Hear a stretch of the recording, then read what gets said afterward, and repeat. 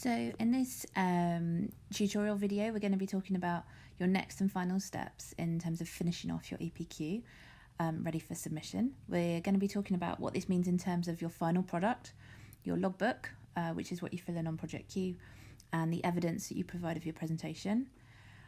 We're also going to be talking about your project plan and making sure that you're still monitoring your progress, and then talking about what evidence of your research you're going to provide.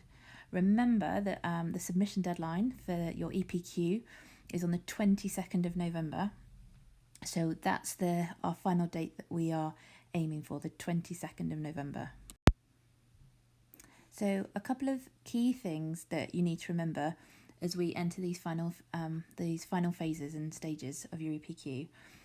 In order to get an EPQ, you have to submit three things: your completed project log document, which is your Project Q log that you've been filling in, your final product, whether that is a report or an artifact and an accompanying report, and evidence of your presentation. If they do not have those three things, you cannot receive your EPQ qualification. So keep this really, really clearly in mind. We need these three things completed and submitted. Keep referring to the marking criteria in these final stages and use it as a checklist to make sure that nothing is missed out. If you provide evidence of all of the things they're looking for in the top bands of marks, you will then get a grade associated with those top bands of marks. So let's take a moment to go through the marking criteria now before we talk about the things that you have to remember. So remember, we're being awarded a mark out of 50 across 4 different bands. So we have AO1, which is manage, AO2, research, AO3, develop and realise, and AO4, summary and reflection. So if we look at AO1, this is out of a maximum of 10 marks. We're aiming for the top band of marks, so between 7 and 10 marks. So we look at the description for the top band and we make sure that matches the evidence we're providing.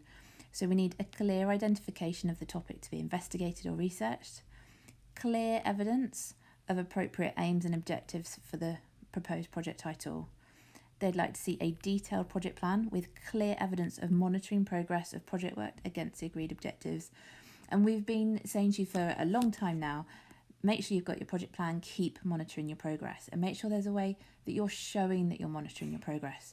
So have a little think about how you're going to submit the evidence that you've been doing that as part of your EPQ, because it's not enough to have just done it. You need to submit evidence that you've done it so that you can be awarded those marks. So in AO2, the research band, again, this is out of a maximum of 10 marks. So what we're looking for is evidence of detailed research involving a selection and evaluation of a wide range of relevant resources, critical analysis and application of the resources, clear links made to appropriate theories and concepts. So this can be in you could sort of see this as 2 separate phases. So first of all, that you did the detailed research much earlier on in the EPQ process, and you were selecting and evaluating a wide range of relevant resources, and we were asking you to keep a research log of your detailed research, and we were asking you to provide evidence in there that you were selecting which sources to use and which sources not to use. So it might be that you're just going to provide a sample of part of that research log, and that might provide all of evidence of all of those skills. That would be fantastic. We also get evidence of this research from your citations and from your references in your report. Now, in terms of the critical analysis and the applications of the resources, a lot of this can come from the final report. So as well as making clear links to appropriate theories and concepts, this is where you're linking all your research together, you're analysing it, you're synthesising it. The evidence of this may well mainly come from your final report. So now if we look at AO3, develop and realise, this band is out of a maximum of 20 marks. We've got a longer set of descriptions, but again, we just use a tick list. We work our way through. So we're looking for evidence that you've taken appropriate decisions and that you have collected appropriate data and you've thoroughly analysed it. The project plan is fully implemented and the outcome is fully realised to a high standard, consistent with your finally agreed plan. And this is where that title that we agreed in the mid-project review has to be the title of your final product. There is clear evidence of appropriate changes to and development of the initial project plan or title and the aims and objectives, with clear and appropriate reasons for any changes. A lot of this evidence can often come from your project log that you've been filling in via Project Q. So we want to see that from the initial ideas section through to the title that you put in your mid-project review, we're not assuming those titles are going to be the same. They don't have to be the same at all. We want to see evidence that the title is developed, the aims and objectives are developed. So the log becomes really important here with this evidence. And then here, candidates communicate their findings fluently in an appropriate format. So this can be lots of different formats, but it has to be the most appropriate format for the type of research that you're communicating. You need to be synthesizing information from a variety of sources, presenting them in a logical and coherent structure, closely addressing the nature of the task. So this is all coming from your final product. And then finally, AO4, which is out of up to a maximum of 10 marks again. So our top band description, detailed and careful evaluation of the strengths and weaknesses of the completed project. Notice here they haven't said product, so it's not just what you made, whether that's your report or artifact, but the whole thing, your whole EPQ needs evaluating in relation to the planning, implementation and outcomes and your learning. Material is consistently relevant, well structured and appropriately presented.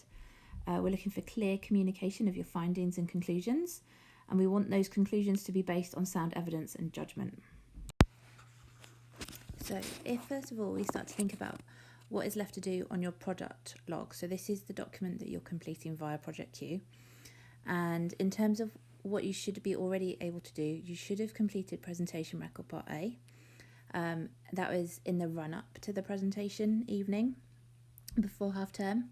Presentation record part B is completed by your supervisor, and because it's part of your sort of marking of your written feedback, you're not going to see the teacher completing that section. So don't be worried if you think your teacher hasn't completed it. They have completed it. They completed it as part of academic presentation evening. It's just that we don't show that to you because that is part of the sort of the written marking feedback. So that's the presentation record part A and B, and we're assuming that bit is now done. So that leaves us with the project product review and the summary and reflection section. So on the project product review, this is a meeting with your supervisor that you have when your project is nearly complete. So if your project is nearly complete, you can book your project product review meeting with your supervisor. In this meeting, you're talking about the successes, failures, additions and changes that you've made to your product since you had your mid-project review. And remember, in your mid-project review meeting, you agreed on the final title and format of your project. So what successes, failures, additions and changes have you had since then? So have that meeting and then complete that section of the logbook very much like you would the other sections, in terms of you reflect on what you've been doing, what's been going well, what hasn't. Discuss things with your supervisor, and then go from there. And then finally, the final section is the summary and reflection section. This is just for you to complete. You don't need to, this is not a meeting with your supervisor. This can provide a lot of evidence for AO4. So it's always worth doing a really good job of this section.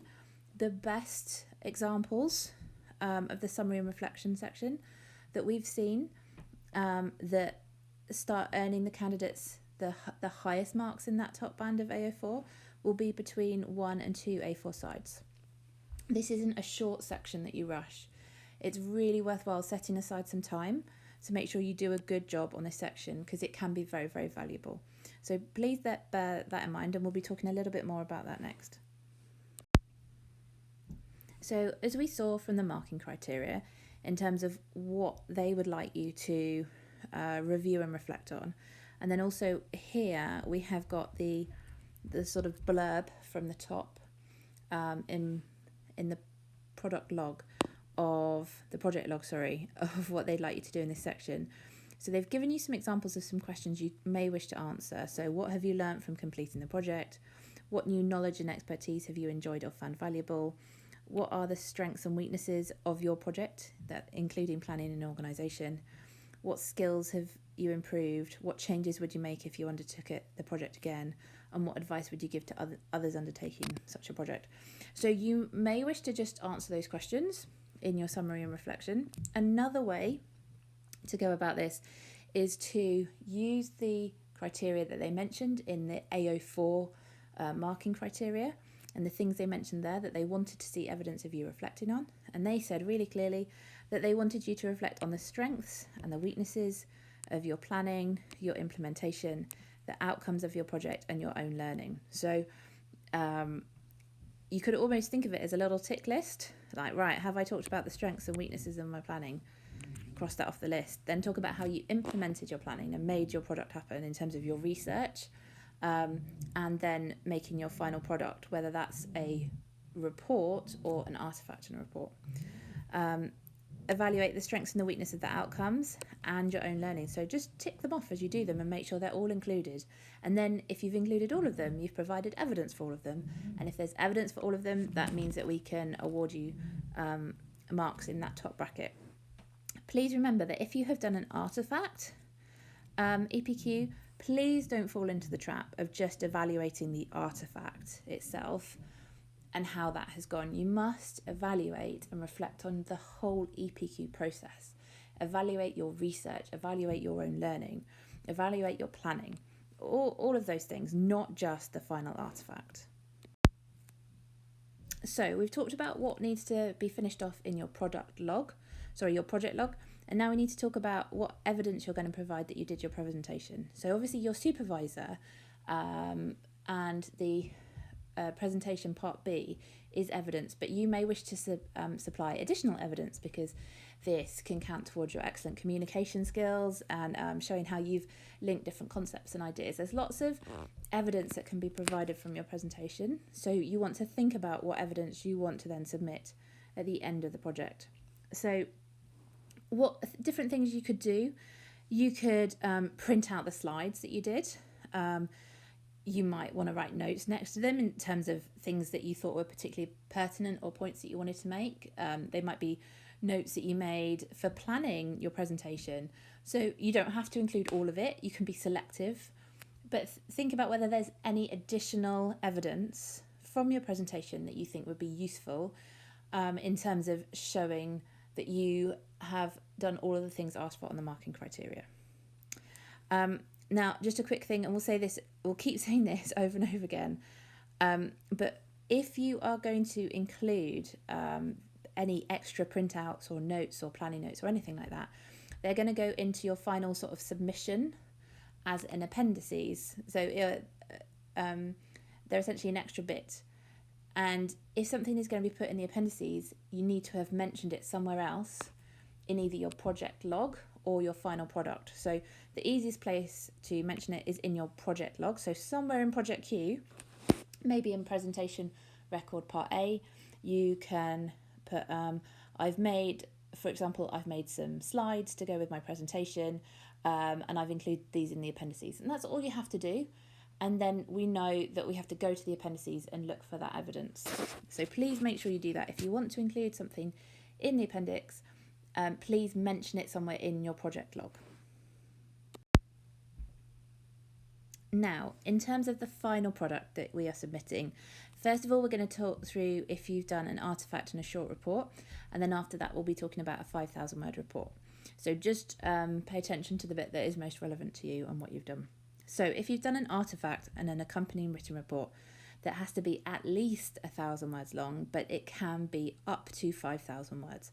That's your choice. We're just looking for that evidence of the 120 hours total of work, including 30 hours of taught lesson skills. So we're looking for 90 hours worth of independent work. So in terms of the short report that is accompanying your artifact, please make sure that this is a synthesis of the research that you've done, and how the research underpins the decisions you made when you were making your final product. Don't make your short report just a write-up of what you did. Okay, so it's not just a list of what you've done, it's how the research that you did impacted, influenced, determined the decisions that you made during your final product build, creation, etc. And this way we include all of those analysis and synthesis skills that they want to see. If we're just writing up a list of what we did, it becomes much more descriptive, and then it becomes more difficult to find the evidence of those higher order thinking skills that they like to see. Please also remember that even if you've done an artifact, you still need to include citations for your research. So if you mention a research source, you need to cite it in your report, and then the reference needs to be in the reference list at the end. There are lots of different online guides about how to reference different types of sources, so whether that's YouTube tutorial videos or like online manuals, anything that you might have used. So just pick your referencing style, whether that's Harvard or another one, etc. Stick to it and then just follow the guidance. It's all online, and we've got links as well on the Google Classroom. In terms of your artifact, all of the artifacts we've seen this year have been fantastic, so well done. But this is really, really important thing to ask yourself. Have you done what you said you were going to do? Okay, so right back at the beginning and in your mid-project review, have you done what you said you were going to do in your project log? Check that you have got a high quality finished artifact that matches the decisions that you made in that project log.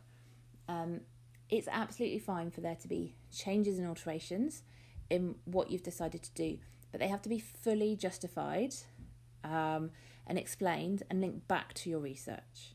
Okay, so no chopping and changing without any justification or explanation. And a lot of that evidence can be in the project log. So it's just worth taking a moment to go through your project log, read it through as one complete document in different sections, and check that it matches your artifact. Have you done what you said you were going to do? And if you have, good job, well done. If not, that's going to need justifying with some evidence, with linking to your research.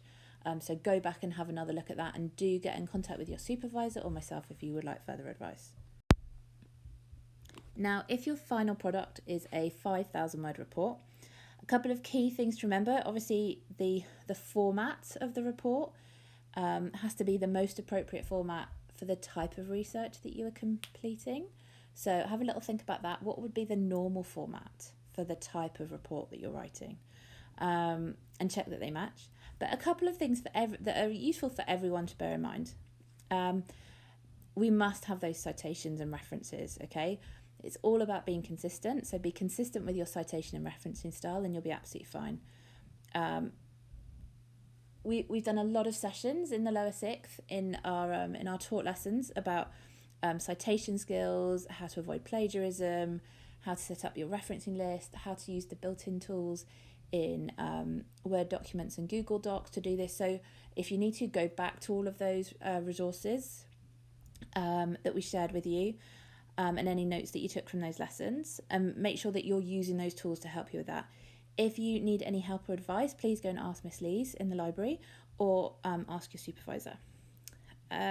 Subheadings can be really, really useful in this report. It's quite long, and they can be very good at guiding the reader through the sort of the logic of your argument, and making it really clear where they are in the journey of your report.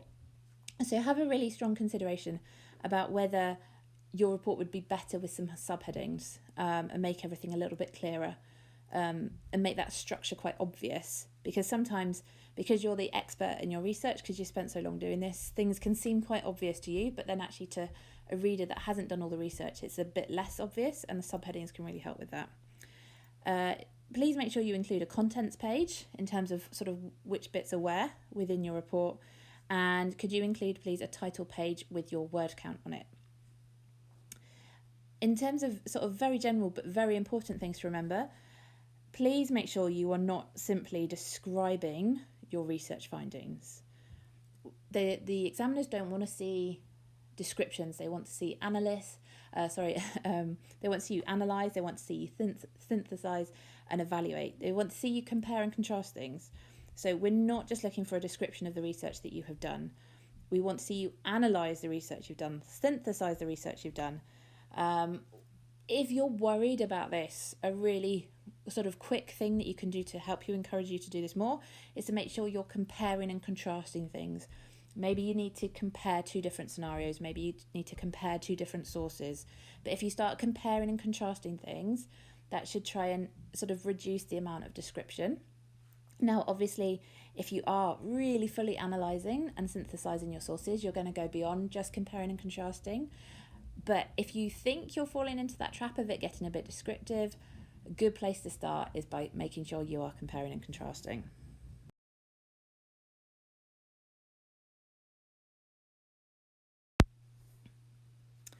So as well as the project log, the final product, and the evidence of the presentation, there are two other sort of key things that we're going to be talking about. We're going to be talking about the project plan, and we're going to be talking about your research evidence. So we've seen from the marking criteria that these are really important. So we have to make sure that there's evidence of them in our submission. So it's worth just us talking about them a little bit more. So in terms of your project plan, they have said they want clear evidence of monitoring progress against the project plan. So as you move through the different stages, they want to see that you keep checking back to your project plan and that you are monitoring how you're doing. So this is why we said when you build your project plan, build in some way to check how you're getting on. So whether you're marking it off with ticks or crosses, or you're putting a completion date in, or you're colour coding it, or whatever. So what I want you to keep thinking in these different sections is, if that's what they want evidence of, how are you going to provide this evidence? Are you going to print out a copy of your project plan with evidence that you've been monitoring your progress? Are you going to print out 2 copies of it so you can see where things have gone? Are you going to print out 1 copy and highlight where you've had to make changes because you were monitoring your progress and you weren't keeping up and that things had to change? So how are you going to provide this evidence? Remember, if you want to include something in the appendices, you have to mention it in your logbook. So mention in your project logbook, maybe in the product review, such and such happened, and I was a little bit behind on my project plan, which you can see in my appendices. We can only count appendices that have been mentioned in the project log, so please make sure you do that.